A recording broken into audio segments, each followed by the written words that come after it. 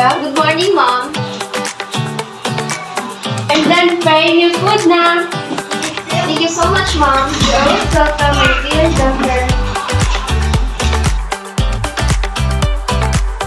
Bye, Mom. I love you so much.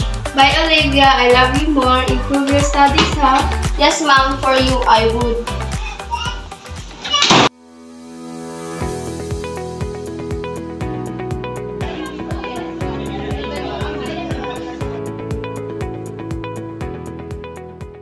Good morning, class. Good morning, Ma'am. It's nice to see you.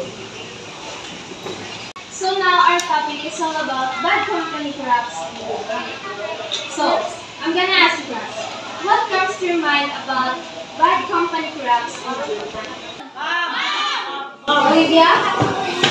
In my opinion, bad company is refers to associates and friends who engage in unethical or immoral behavior. Exposure to negative influences can cause one to adopt similar attitudes and behaviors. Good job, Olivia.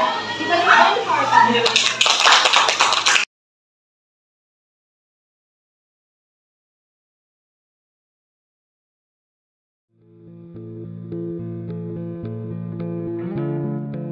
Olivia, do you know that I'm very lucky to have you as my daughter because I've seen you work hard to reach your dream, and I hope you don't disappoint me.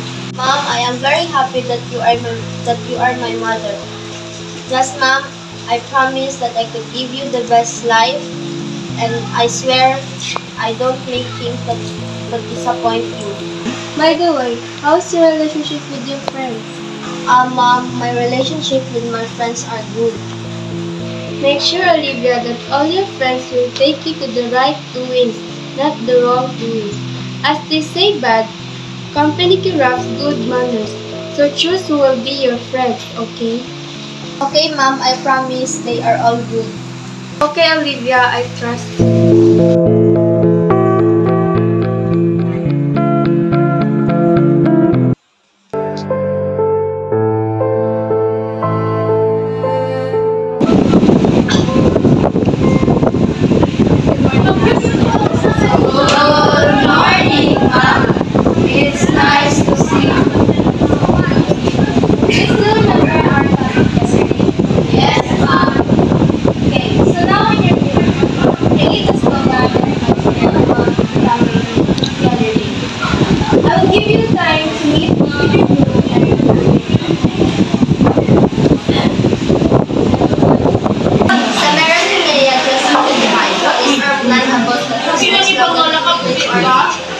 I have an idea. We will do this in the house of Linnea. What time? 6 p.m. Are you guys agree? No problem.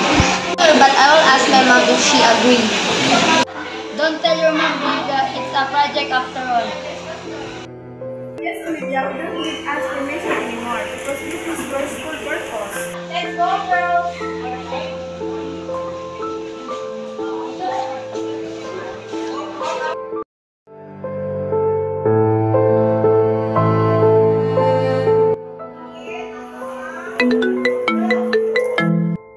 Olivia, where are you, my dear daughter? Hello, Mom. I'm here at my friend's house because we have a project to finish before Friday. I'm so sorry, Mom, if I didn't ask permission. Okay, Olivia, but make sure before 11 p.m. you are already in the house, okay? Okay, Mom.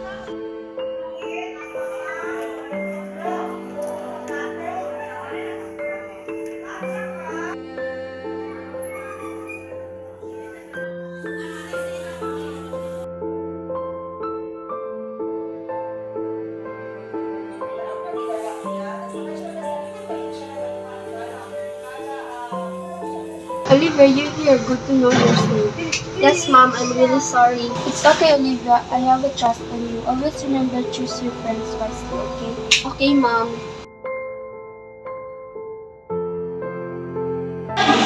Okay, class. So how's your project? Mom, we haven't finished our project yet. Tomorrow, Mom, we will submit our project. Yes, Mom.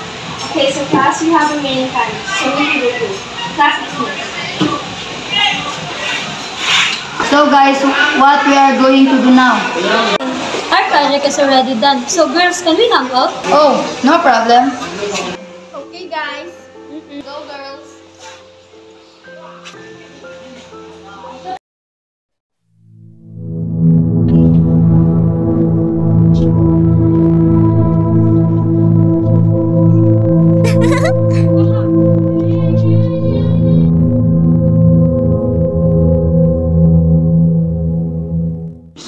Look, you see that girl?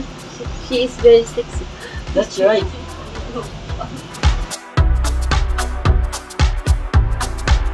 Hi, Miss. What's your name? Oh, hello. My name is Olivia. How about you? I'm Luke. Can I dance right now? Oh, sure.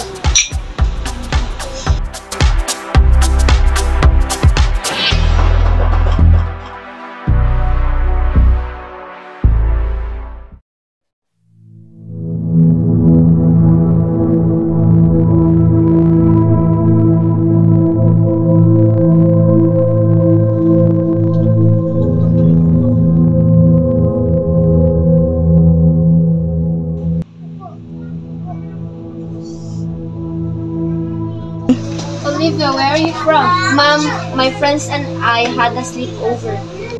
I already told you, Olivia, to go home early. Maybe you're doing something wrong. We are not doing anything wrong, Mom. It's just about school.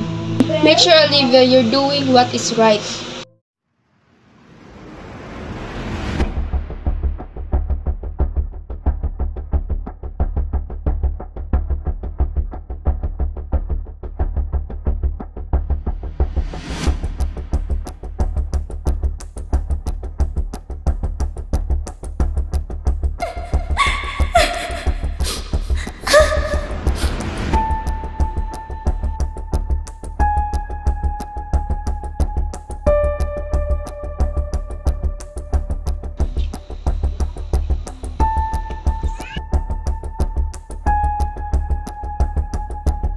Olivia, what's happened to you?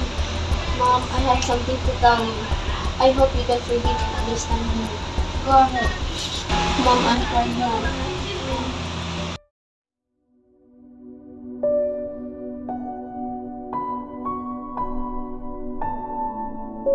Olivia, explain to me. The truth is, we went to a bar and they offered me a drink and I got drunk and someone took me to the room and touched me without knowing because I already drunk. You learned how to lie to me, Olivia. I have a lot of trust of you, but what did you do? You break my trust in you. Because of your friends who are bad influence, you didn't listen to my advice to you. That's why you get pregnant early.